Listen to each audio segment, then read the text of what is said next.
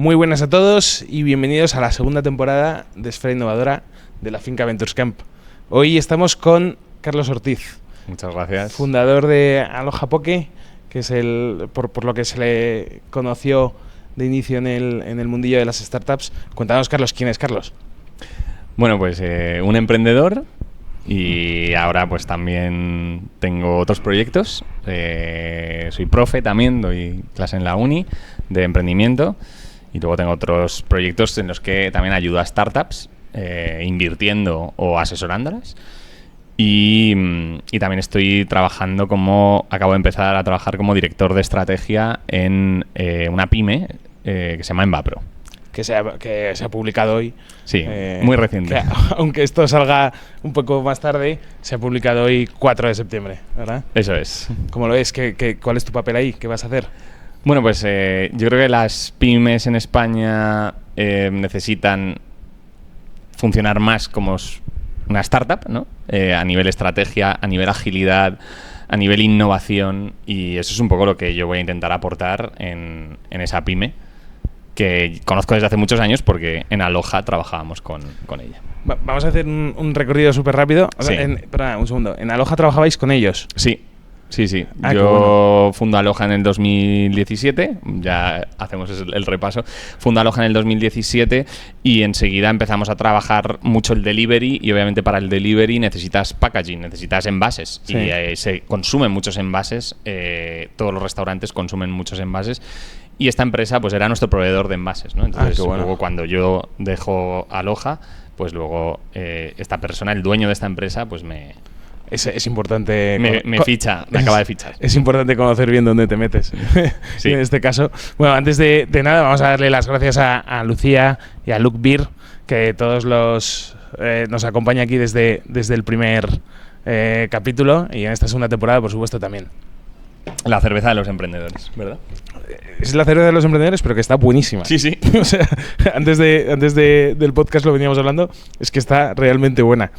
Te quería preguntar, haciendo ese repaso, empezaste trabajando en Deloitte. Sí. ¿Qué hacías en Deloitte?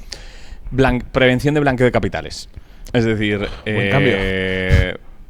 hacíamos análisis de operativa sospechosa, lo que viene siendo analizar las cuentas de la gente como si fueses un detective, como si fueses un policía. Analizas la operativa de los clientes, ya sean empresas o sean particulares, en búsqueda de indicios de delitos para reportarlo al Banco de España, a la policía y, en todo caso, ese banco para cancelarle la cuenta de ese cliente. Vale, entiendo. Y de ahí fundas Aloha.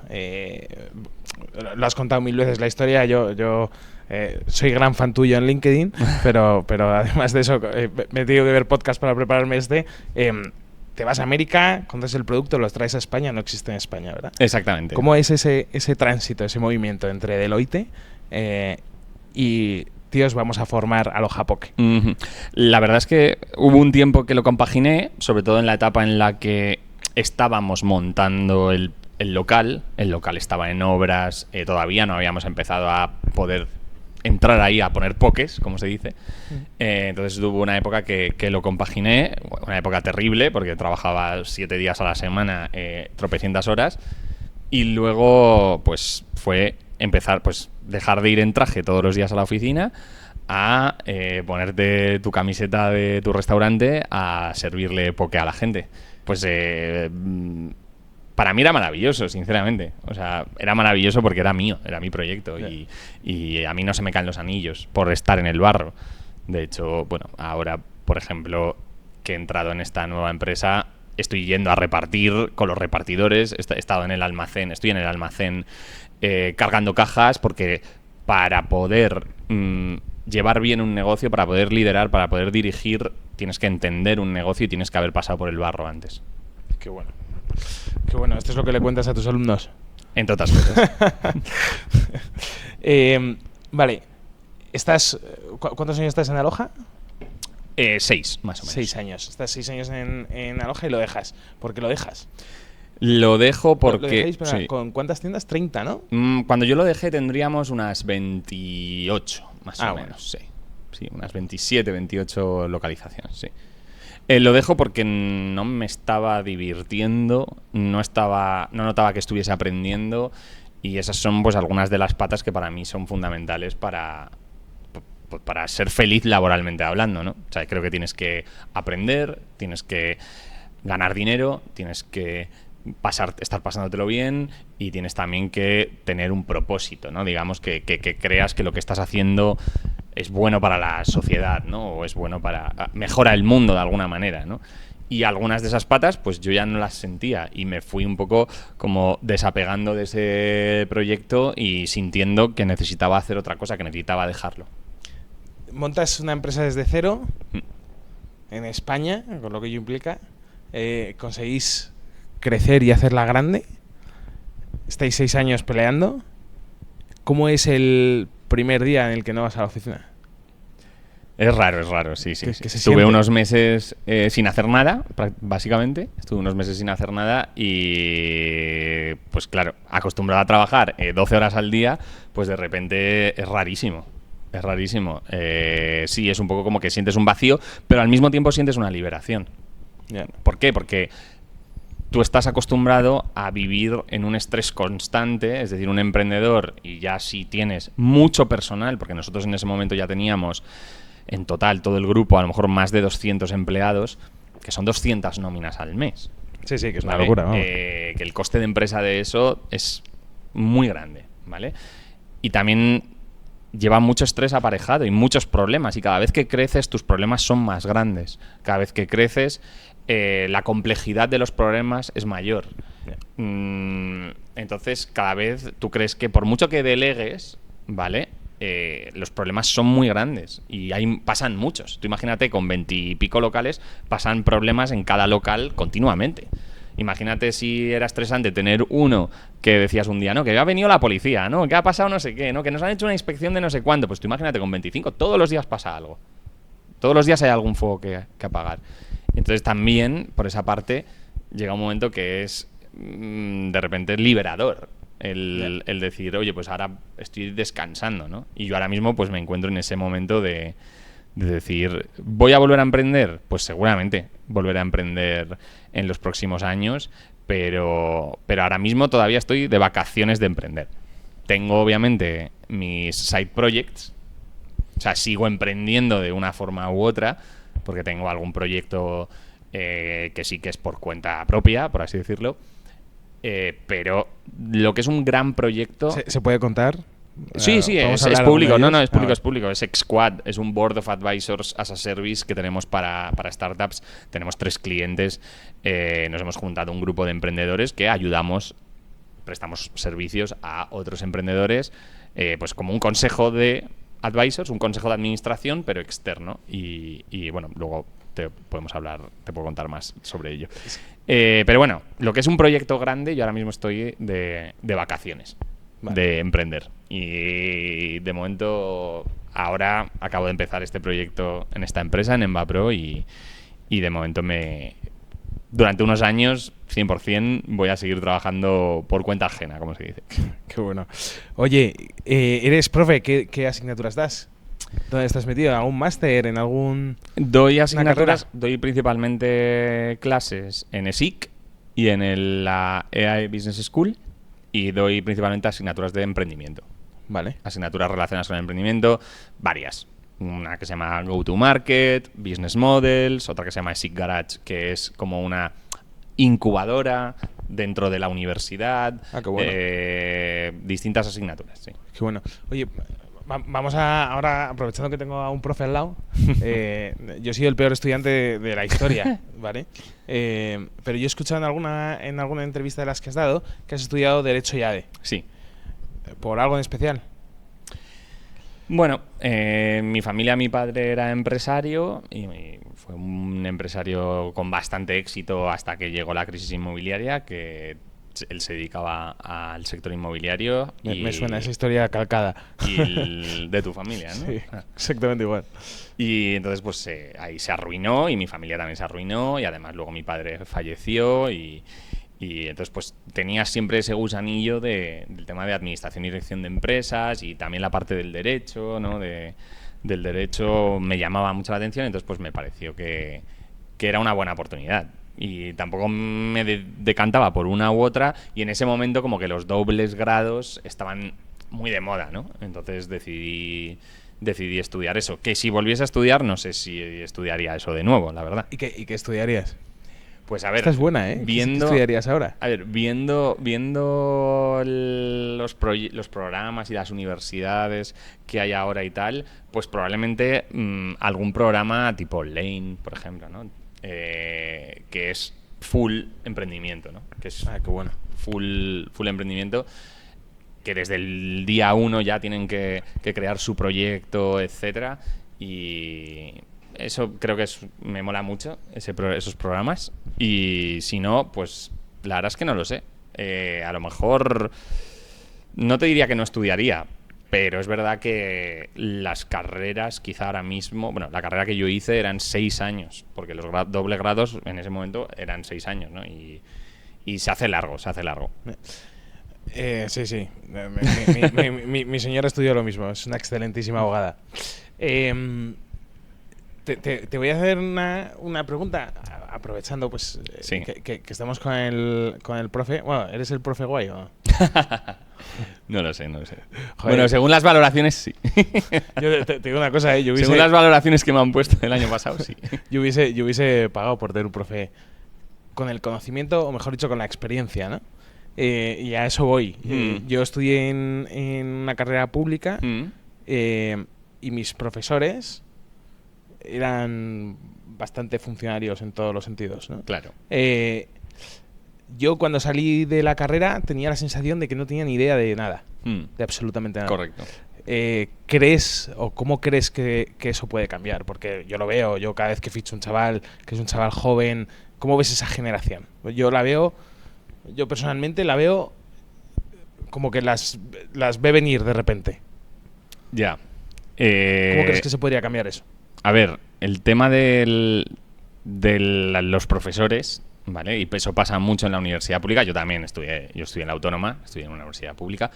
Es verdad que hay mucho profesor siempre enfocándolo al emprendimiento, ¿eh? O sea, hablando de emprendimiento. Hay mucho profesor que da clases de creación de empresas o de emprendimiento y no ha emprendido nunca. Y ese es el gran problema, ¿no? O profesores que te dan dirección estratégica o que te dan dirección financiera o que te dan tal y son puramente académicos. Y eso es ahí es lo que falla, ¿no? Desde mi punto de vista. Igual que hay un montón de incubadoras y un montón de aceleradoras y un montón de advisors y mentores de startup y de emprendedores que no han emprendido nunca. Y eso es una barbaridad. O sea, eso es una barbaridad. Completamente de acuerdo. Por eso nosotros estamos en la finca Ventos. Completamente de acuerdo, ¿no? Además de verdad, y además yo tengo la sensación de que, o sea, lo primero, creo que el emprendedor solo, sin una formación, o sea, creo que tenemos herramientas que no han tenido la suerte de tener nuestros padres. Tenemos acceso a la mayor base de datos del mundo, que es LinkedIn. Podemos ponernos en contacto con quien queramos. Tenemos toda la información que queramos en Google. Sí. Yo lo que veo es, desde la barrera, pero yo la sensación que tengo es, veo que no avanzamos porque no queremos. Y cuando tenemos una persona al lado que nos enseñe, nos eduque, nos suelta la teoría, pero no nos enseña a aplicarla. ¿Cómo crees, o tú que estás en la universidad, lo entiendes mucho mejor que yo, en tus propios programas incluso, ¿cómo crees que eso podría cambiar? ¿Crees que deberíamos de dejar de teorizar tanto y empezar a aplicar práctica en prácticamente todo lo que hagamos? A ver, también hay un poco un al problema... estilo americano, como dicen. A ver, hay yo creo que varios tipos de estudiante en cualquier universidad. O sea, hay estudiantes que les da exactamente igual y que están ahí solo para tener el título y para aprobar. Y luego yo te hablo desde mi experiencia. O sea, yo solo puedo hablar desde mi experiencia, que es la de profesor en programas de emprendimiento, ¿vale? Hay personas que están en ese programa o en esas asignaturas simplemente porque quieren estudiar eso, pero no están pensando en emprender de verdad, ¿vale? Y esas personas pues tienen menos interés y te hacen menos caso, y a esas personas pues a lo mejor se guían más por lo teórico, pero luego hay personas que de verdad muestran un interés y que de verdad quieren emprender y que de verdad quieren aprender, y esas personas obviamente se nota, y tú como profesor tienes el deber moral de darles más y darles más y darles más a esas personas que de verdad están interesadas en tu asignatura y de verdad quieren emprender y quieren crear una empresa, ¿no? Luego, ¿cómo veo yo a las nuevas generaciones? Pues a ver, les pasa un poco como nos pasa a todos. O sea, tienen unos problemas de concentración bestiales. Entonces, tienes que estar todo el rato llamando su atención en clase para que te presten atención y para que hagan las cosas. Hay ahora mismo un problemón con eso, que es que ninguno somos capaces de prestar atención más de un minuto a nada. Entre otras cosas por culpa de las notificaciones, de los scrolls infinitos, de los móviles, de las redes sociales y de todo. Tenemos un problema terrible y obviamente tú cuando das clase pues ves que todos los alumnos tienen esos mismos problemas multiplicados por 10 que tú. Porque tú al menos, pues bueno, pues de pequeño pues no estabas... no, los que somos de mi generación pues no estabas bombardeado ni tenías un iPhone en la mano desde que tenías 10 años, ¿no? Yeah. Nos ha venido después, pero aún así tenemos todos esos problemas. Pues imagínate generaciones que llevan teniendo eso desde los 6 años. Pues es muy difícil que presten atención. Yo veo el problema de la inmediatez. Que necesitan que todo sea inmediato. Sí. Se ha quedado atrás el refrán de Roma no se construye en un día, ¿no? Y crear una empresa pues no es inmediato. No es inmediato. No, doy fe que no. Vale, hemos hablado de todo lo que... De educación, mucho de educación. Hemos hablado de educación, hemos hablado de tu recorrido en Aloha Poke, de tu nuevo trabajo. ¿Cómo concilias todo lo que haces, tío? Complicado. O sea, es verdad que empiezo a trabajar muy pronto y luego pues la universidad no es todos los días que doy clase, y luego pues mis proyectos aparte y mis clientes, etcétera, y las startups a las que asesoro o emprendedores a los que asesoro, pues ahí en esos huecos de por las tardes, ¿no? Pero bueno, sí, es verdad que trabajo muchas horas al día. Es que el primer capítulo de la primera temporada hablamos con Pablo España y él nos comentaba una cosa que a mí me chocó mucho. Decía, yo lo que hago es que optimizo mucho el tiempo, ¿no? Porque precisamente ahora vamos con lo de cuidar a la pareja y a los amigos. Decía, precisamente como yo tengo hijos, tengo cual, necesito optimizar mucho y a lo mejor me hago... mis reuniones no duran más de 15 minutos. ¿Tú lo haces igual? ¿Tú eres pum, pum, pum, pum, pum, pum, siguiente, pum, pum, pum, pum, pum, pum, o Sí, por obligación, porque al final no tengo tantas horas en el día y te estoy metido en muchas cosas, entonces al final sí que tengo que ser muy riguroso con si estoy una hora, no puedo un minuto más. Y aparte que muchas veces también, a medida que vas creciendo o que llámalo como quieras, tú vas monetizando tu tiempo. Es decir, yo al principio quedaba con emprendedores y emprendedores me escribían para que les ayudase en su proyecto, para que les escuchase su pitch, para que les asesorase en cómo hacer esto o lo otro, y yo al principio, te hablaba hace a lo mejor 3 o 4 años, yo quedaba con un montón de gente completamente gratis para ayudarles y para escucharles, y llega un momento en el que no puedes seguir haciendo eso. Tienes que empezar a monetizar tu tiempo. No, 100%. Y para monetizar tu tiempo tienes que organizarte muy bien, tienes que hacer bien las cosas. Además, yo tengo una teoría de que si no cobras, no te hacen caso. Totalmente. Tengo la teoría de verdad que cuanto más cobres, más caso te hacen. Si no te hacen caso. Si no, nadie te escucha. Totalmente. O eres caro o nadie te escucha. No, pero es así. Sí, ¿no? Es así. Vale. Oye, tú que has emprendido, llevas muchos años de recorrido y ahora enseñas...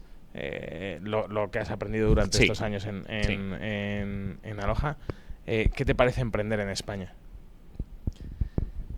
Emprender en el mundo ahora mismo es fácil. Es más fácil que nunca. Esa es la realidad.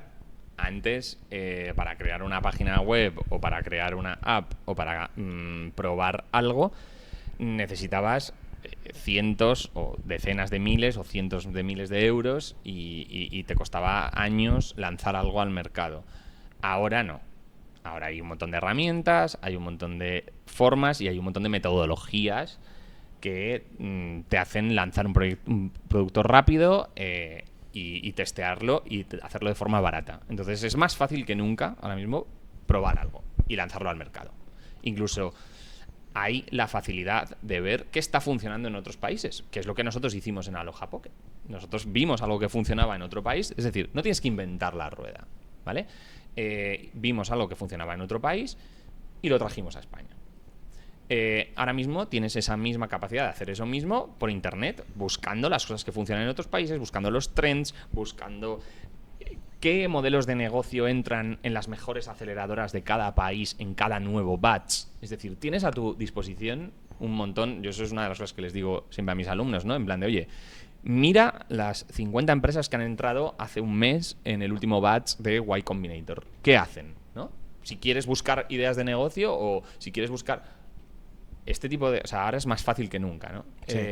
Pero al mismo tiempo, en España, es verdad que hay mucha burocracia y es verdad que se pagan bastantes impuestos y no hay una mentalidad... La gente no quiere emprender en España. Esa es la realidad. La gente quiere ser funcionaria.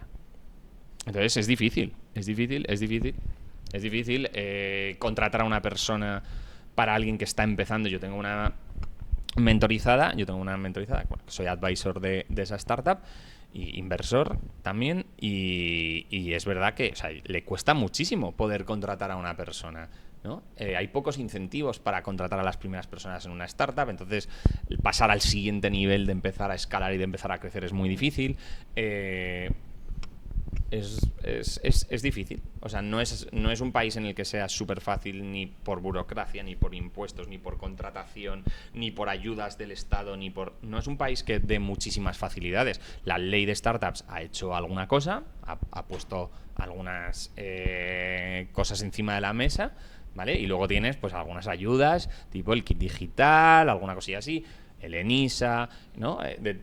Pero el NISA al final no deja de ser un préstamo para acceder a subvenciones tecnológicas. No es fácil, ¿no? Es que te tiras más tiempo documentando, etcétera, por supuesto.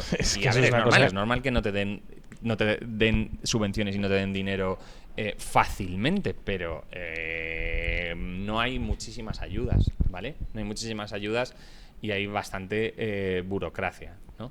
Entonces, en España, emprender, bueno, no es el país más fácil, pero digamos que es verdad que en general en el mundo ahora es más fácil que nunca emprender. ¿Tú que emprendiste, ¿con cuántos años emprendiste? ¿Emprendiste muy joven? Sí, con 24. Tú emprendes con 24 años. ¿Qué te supone a ti emprender? Es decir, yo por ejemplo he emprendido con 28 y he visto, y he dejado gente en el camino, he dejado tal. ¿Qué te ha supuesto a ti emprender? O sea, ¿cómo recuerdas esa primera etapa, sobre todo los primeros años, que es trabajo, me involucro y es mi prioridad máxima y absoluta? Pues perder años de vida. Sí, ¿no? Claro. O sea, perder años de vida. Encima, sí. Perder años de vida a nivel de estrés, a nivel de dinero, a nivel de... o sea, fue muy duro. Muchos sacrificios.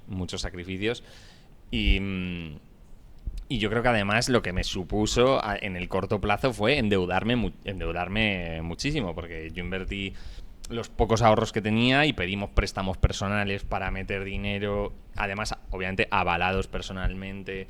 Los préstamos que pedía la sociedad también al principio estaban avalados personales. O sea, nuestra empresa estaba endeudada. Lo bueno es que empezó a tener éxito rápido y pudimos repagar esos préstamos en un plazo razonable. Yeah. Pero sí, supuso hacer cosas que no sé si ahora haría. Hacer un montón de cosas que ahora mismo digo, es que cómo era así de inconsciente, ¿no? Cuando me lancé a la piscina, lo que pasa es que yo fui de los pocos que tuve suerte de que me ha salido bien, pero me podría haber salido muy mal. Te voy a hacer una pregunta que me gusta hacerle a la gente ha emprendido, ¿vale? Hmm. Que creo que en el podcast nunca lo hemos hecho. ¿Emprendiste soltero? No, emprendí con pareja. ¿Y sigue siendo esa pareja? No. Eso es así. Lo he contado alguna vez, que mi relación con la pareja que tenía entonces se rompió en parte porque yo estaba hipercentrado en eso. Eso lo he visto mucho. Lo he visto mucho. Sí, Toco madera. las parejas sufren mucho. Sí. Yo toco madera. ¿Cómo puede hacer una persona que emprende en España para llegar a inversores, no solo como tú, no solo Business Angels, pero digamos esas startups, esas compañías que se crean que van a necesitar un capital externo, pues a lo mejor para crecer o a lo mejor para... en primer lugar, te cambio la pregunta, ¿vale? En primer lugar, ¿se nota mucho el cambio de perspectiva del inversor? Porque tú nos has comentado antes que eras Business Angels. Antes se invertía mucho en empresas que buscaban crecimiento. Ahora creo que se ha cambiado todo un poco oye, factura, es sostenible, rentable, vamos a invertir para que crezca mientras se haga siendo sostenible. No sé si tú te has percatado de esa etapa o si la has vivido como inversor. Yo cuando he empezado a invertir en startups ya el foco había cambiado bastante a buscar la rentabilidad. A buscar rentabilidad o a buscar que el proyecto sea viable desde el principio. Yo creo que esa etapa de puro crecimiento, yo creo que estamos hablando de 2 años y medio hacia atrás. Vale. 2 o 3 años y medio hacia atrás sí que era más puro crecimiento. Y desde hace 2 o 3 años es verdad que ha cambiado mucho el foco y ya no se hacen las barbaridades que se hacían antes, ni se despilfarra el dinero como se despilfarraba hace 3 o 4 años. Y tú como inversor, ¿qué consejo le darías a esas personas? Bueno, no quiero incentivar a que te llenen el LinkedIn de Dex, pero ¿qué consejos le darías a esas personas que están buscando financiación y que a lo mejor no tienen los contactos correctos o las herramientas correctas para llegar a esa financiación?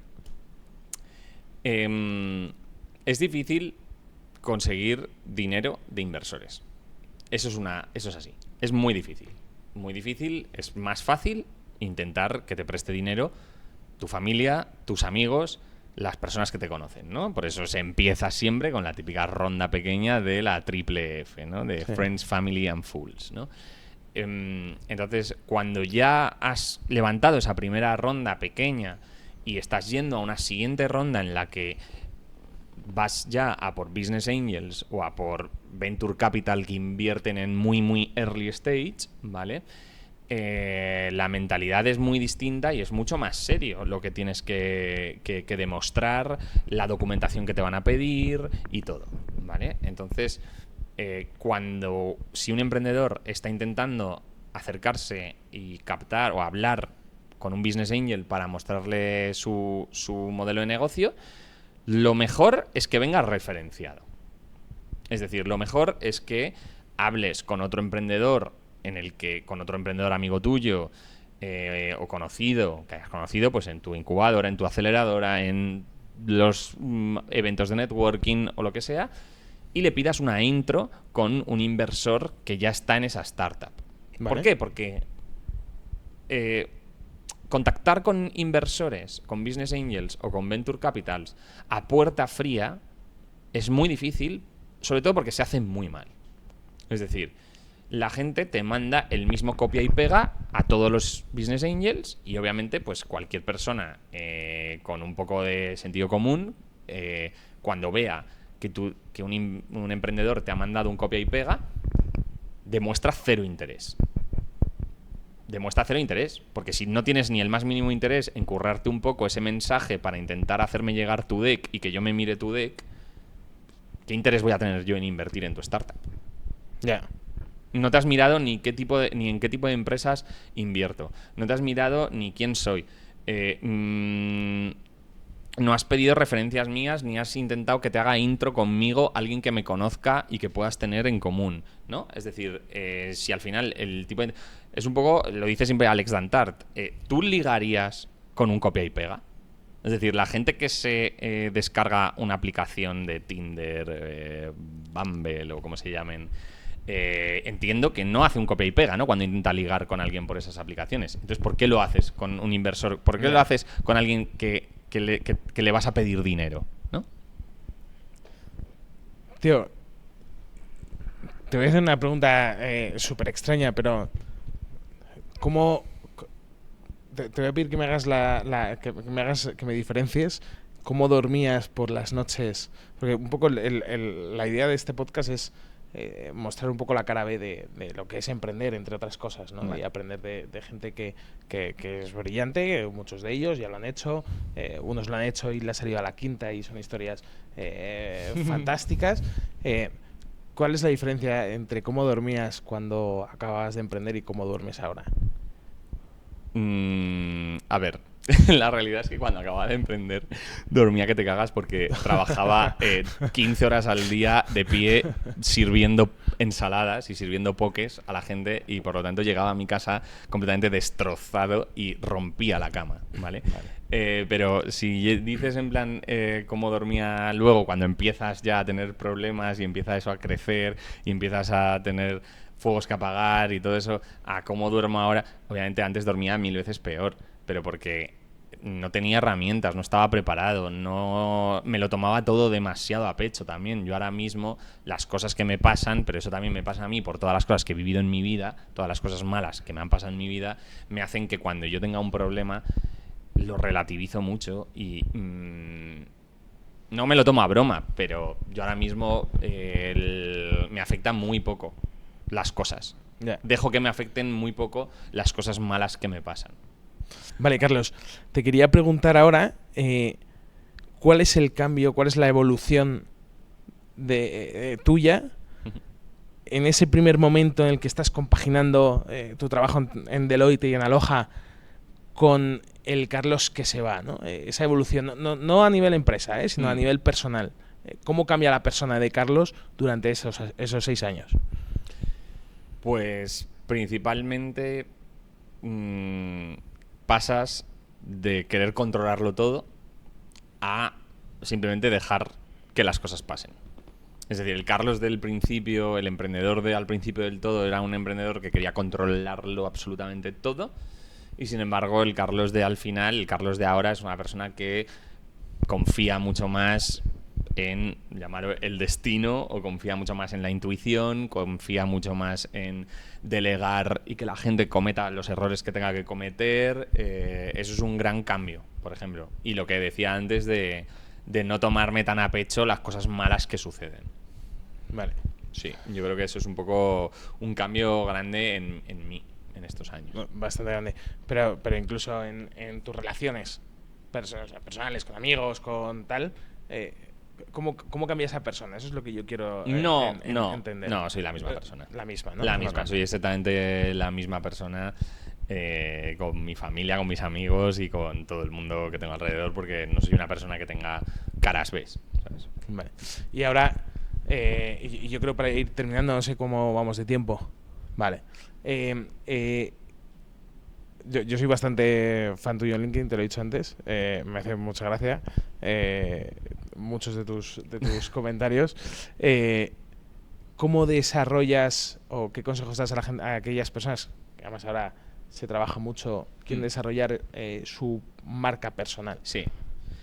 Yo creo que la marca personal es algo que tiene que desarrollar todo el mundo desde ya. O sea, si no lo estás haciendo ya, si estás escuchando esto y no estás todavía desarrollando tu marca personal, en cual sea el canal que a ti te funcione o que creas que te puede funcionar, tienes que empezar ya. Porque tu marca personal es lo que te va a acompañar toda tu vida, laboral y no laboral también, pero toda tu vida laboral. Es decir, tú ahora mismo estás en un proyecto, tú ahora mismo estás en una empresa, en una startup, asalariado, autónomo, lo que sea, y tú a lo mejor dentro de 2 años ya no estás ahí, pero tú vas a arrastrar contigo tu marca personal, ¿no? Y eso es algo que todos tenemos que trabajar y todo el mundo debería trabajar su marca personal. Yo empecé hace unos 2 años y medio, 3 años a crear contenido de las cosas que me pasaban, contenido de noticias y de cosas de actualidad que ocurren en el mundo de las startups, de la economía, del país, contenido de los aprendizajes, los errores que he cometido, intentar compartirlos con los demás para que para compartir conocimiento, ¿no?